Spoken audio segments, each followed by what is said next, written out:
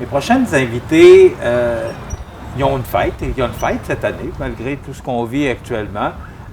Ce sont des gens qui représentent le CAB, le Centre d'action bénévole de Montmagny. Autrefois, parce qu'on va en parler, parce qu'on souligne un anniversaire cette année, le CECB.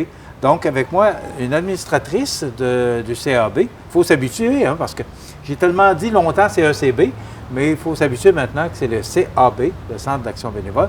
Madame Denise Côté. Bonjour, Madame Côté. Bonjour. Et Claire Ouellette, qui est la directrice générale du CAB. Bonjour, Bonjour. Claire. Merci d'être avec nous.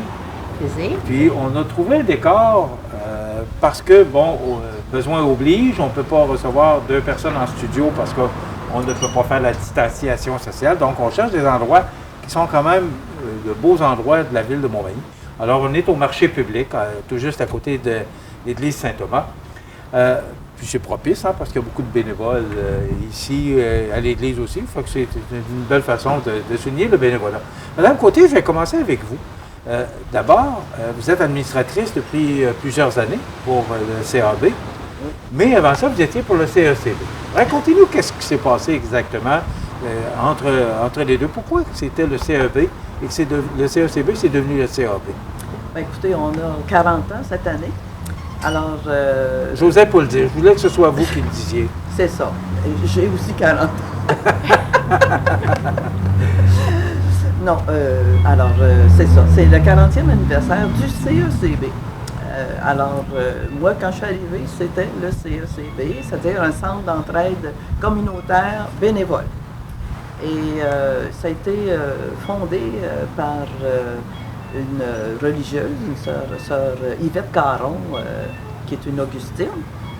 Et vous savez que les Augustines sont ici à Montmagny depuis belle lurette. On connaît l'histoire des Augustines, hein? C'est ça. On leur doit beaucoup d'ailleurs. Quand il y a eu la fondation de l'hôpital, donc les Augustines, c'est elles qui étaient présentes et qui assumaient la formation des infirmières, des auxiliaires, tout ça, qui donnaient des soins à l'hôpital. Alors, par le fait même, les Augustines ont commencé à faire du service à domicile, si vous voulez, donner des soins à la maison pour les personnes âgées, personnes d'un certain âge qui retournaient à la maison parce qu'on gardait les gens plus longtemps à l'hôpital. C'était pas des chirurgies d'un jour. Alors, on les gardait quelques jours, mais on les retournait à la maison. Des fois, il y avait des pansements à changer, des soins à donner à domicile. Donc, les Augustines assumaient ça avec leurs infirmières. Et puis, ils se sont rendus compte qu'il y avait des besoins dans la communauté pour les personnes âgées, qu'il y en a qui étaient peut-être pas dans des situations idéales, puis qui avaient besoin de services ou qui vivaient seuls, donc des services pour la nourriture, services et puis, sœur Yvette Caron a décidé de regarder, de faire le tour de la région, Montmagny, mais aussi la Pocatière, parce que les Augustines sont aussi à la Pocatière, puis regarder qu'est-ce qu'il y avait comme service bénévolat pour les personnes aînées. Ils ont engagé sœur Gaëtane Guillemette comme bénévole à temps plein. Et puis, ils ont fait une tournée à travers la région, les villages partout, pour rencontrer... La Côte-du-Sud? Oui, exactement. Ouais. Rencontrer les gens qui faisaient déjà... les organismes qui avaient déjà de bénévolat dans le coin, là, qui offraient... et puis, regarder qu'est-ce qu'il y avait d'autre comme besoin. Et ils se sont rendus compte qu'il y avait un besoin de transport. Parce que l'hôpital est à Montmagny, mais... Quand on s'en va d'un haut, c'est loin. C'est loin. Oui, il faut... Alors, en analysant tout ça, ils ont décidé de créer un organisme qui regrouperait tous les organismes bénévoles. Donc, ils ont créé le CECB, Centre d'entraide communautaire des bénévoles. Leur mission première, c'était de trouver des bénévoles pour assumer les services qui existaient déjà et puis organiser le système de transport, c'est-à-dire ce qu'on appelle aujourd'hui l'accompagnement médical. Est-ce que, il y a 40 ans, trouver des bénévoles, c'était facile? Est-ce que 40 ans plus tard, c'est encore aussi facile de trouver des bénévoles? Est-ce que le bénévolat est encore aussi populaire qu'il l'était il y a 40 ans? C'est la bonne question. Parce que depuis quelques années, on a de la difficulté à trouver des nouveaux bénévoles. Et puis, est-ce que ça met en danger le CAB? Ou ça pourrait mettre le danger Bien, je ne crois pas que ça puisse mettre le Centre d'action bénévole en danger, sauf que ça demande au personnel du Centre d'action bénévole d'être très créatif pour la promotion, le développement, le recrutement, puis de voir aussi le bénévolat sous un autre angle que de la façon dont il a toujours été actualisé. T'sais, à titre d'exemple, nous, on a des bénévoles qui ont quand même un âge très acceptable, là, 70 ans et plus, ce qui fait que ces gens-là, c'est merveilleux parce qu'ils sont très engagés, mais il faut aussi aller voir les différentes associations comme les jeunes retraités au niveau de l'éducation, au niveau de d'autres organismes, autres types de retraités pour justement aller rechercher, recruter des bénévoles. Mais puis du bénévolat aussi, il faut probablement le promouvoir d'une manière où est-ce que tu peux être un bénévole ponctuel et non un bénévole qui est assidu à plein temps à une tâche de bénévolat. Fait que ça donne une certaine liberté à l'individu pour occuper d'autres plaisirs de sa vie et de pouvoir aussi s'engager. Mais effectivement, faut vraiment développer, avoir un esprit créatif pour trouver des bénévoles. Je reviens avec vous, Mme Côté. Est-ce que, parce que ça fait 7 ans que vous êtes administratrice... 4 ans, excusez-moi. Bon. Mais quand même, ça fait plusieurs années. Ah oui. Est-ce que ce serait quoi le bilan que vous feriez après ces 40 ans là, pour quand on parle du CACB, CAB? Est-ce que c'est mission accomplie? Est-ce que le vœu de Mme Caron, de Sœur Yvette, a été réalisé? Oui, parce que, bon, j'ai relevé dans l'historique le but premier du CECB, c'était la planification, la concertation, la formation et la promotion du bénévolat. Ce qui est toujours ça avec le CAP. OK. Okay? Ça n'a pas changé. Ça n'a pas changé. Donc, d'abord, on veut atteindre les personnes qui sont dans le besoin et on doit rechercher des bénévoles pour assumer ces besoins-là, pour être là. Comme je vous ai dit, le transport, c'était une grosse chose qui est encore notre qui demeure encore le service principal du CAM, c'est l'accompagnement médical au niveau des transports médicaux. OK. Ça demeure ça. Et ça se fait comment?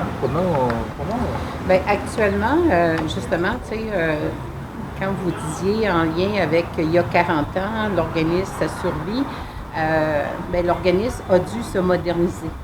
Donc, aujourd'hui, on ne peut plus faire comme avant. Donc, il faut faire avec les structures qui sont mises en place et les exigences de nos bailleurs de fonds. Donc, c'est plus réglementé. C'est beaucoup plus réglementé et nous, on reçoit des subventions qui sont du 6 Chaudière-Appalaches. Donc, on a des redditions de comptes assez serrées à produire, ce qui fait que au niveau de l'accompagnement médical, on a fait une restructuration de ce service-là pour justement informatiser, établir des trajectoires pour le financement, le recrutement des bénévoles, les utilisateurs aussi, qu'on réponde vraiment aux réels besoins de l'utilisateur, parce que nous, il faut faire vraiment une distinction avec le transport collectif ou adapté. On est un transport, mais d'accompagnement. Donc, il faut que la personne ait une perte d'autonomie ou une fragilité, une vulnérabilité qui a besoin de soit d'être guidée, d'être orientée ou d'être soutenue lors de son transport, lors de son rendez-vous médical. Et tout ça a un coût. On va en parler, on va s'arrêter quelques instants. Et après quoi, on va regarder voir comment ça va, notre CAB, notre Centre d'action bénévole.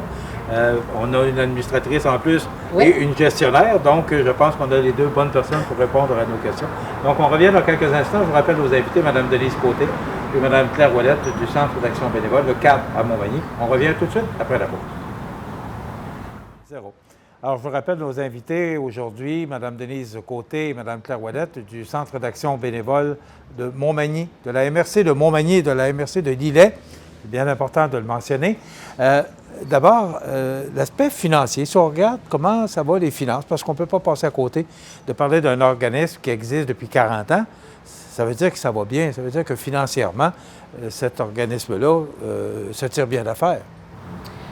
Oui, dans le sens que actuellement, les subventions qu'on reçoit du CIS, mais qui provient du ministère de la Santé, parce que nous, on relève des bailleurs de fonds du ministère de la Santé. Donc, on reçoit ce qu'on appelle un PSOC.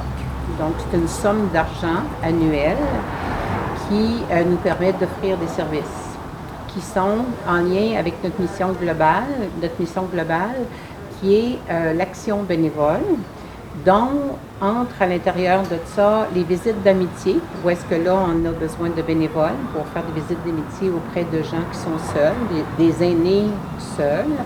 Ensuite, entre aussi dans cette mission-là tout l'accompagnement du transport médical. Vous savez qu'on a, on a 18 municipalités qu'on dessert au niveau du transport médical. Donc, on a 57 bénévoles qui font de l'accompagnement médical. Est-ce que vous parliez avant la pause? Là? Oui, exactement. C'est beau. Donc, et c'est sûr que le défi, où est-ce qu'on a besoin de bénévoles pour l'accompagnement médical, c'est la ville de Montmagny. Et c'est là qu'on a le plus de demandes, probablement aussi parce que la population elle est plus massive à Montmagny que dans d'autres municipalités.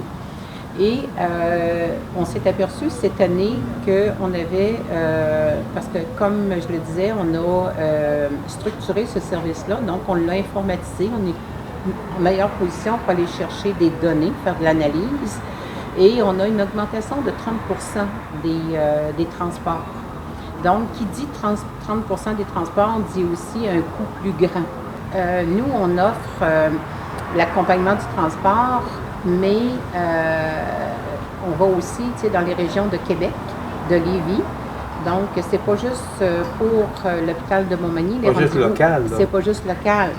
Donc, l'utilisateur aussi, notre but au niveau du conseil d'administration, c'est de minimiser le coût que l'utilisateur va défrayer.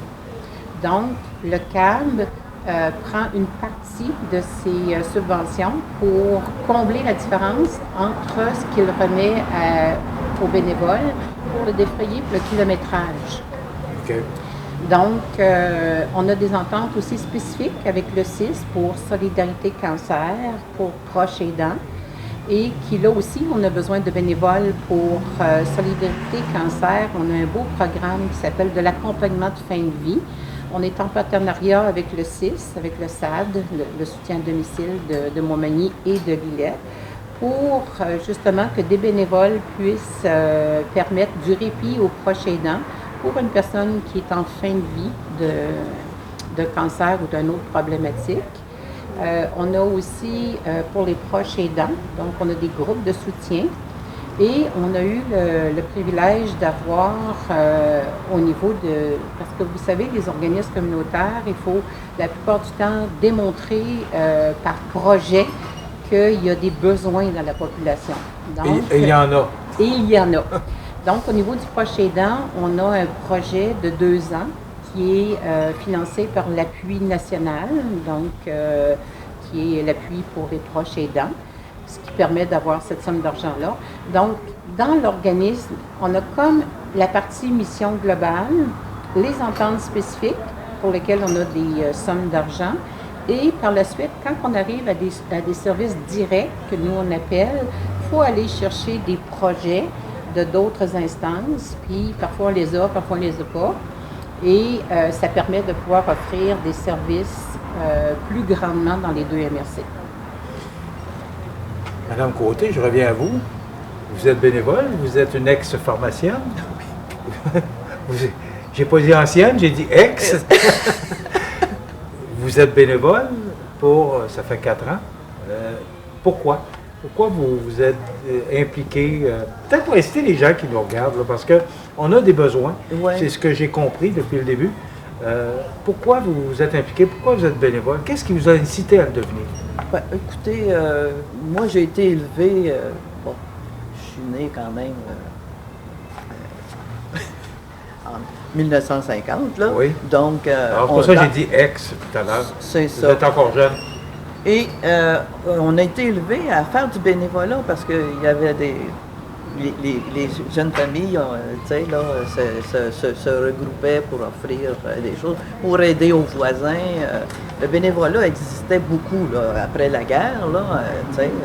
Et j'ai été élevé comme ça. Et puis, bon, quand je suis devenue pharmacienne, tu sais, mon but, c'était d'aider les gens, pas de les faire consommer des médicaments, si je pouvais les aider autrement, tu sais, là. Alors, je pense que j'ai ce bagage-là, depuis que je suis tout petite, là, tu sais, là, qu'on a quelque chose à faire pour notre prochain, là, tu sais, là, bon. Peu importe la religion, tout ça, je pense que l'entraide, la charité, ça existe depuis toujours. Et puis, c'est ça, quand j'ai pris ma retraite, j'en faisais déjà du bénévolat, même quand je travaillais. Donc, quand j'ai pris ma retraite, je me suis dit, je vais m'impliquer dans mon milieu. Et puis, mais vous le faites à votre convenance, à votre façon. C'est ça, c'est ça. Et vous gardez du temps pour vous, puis vous gardez du temps pour la communauté. C'est ça, dans le fond, le bénévolat. C'est ce que ça veut dire. Exactement. On regarde ce qu'on a de disponible, puis c'est sûr que des fois, ça devient une activité dans laquelle on est bien aussi, tu sais.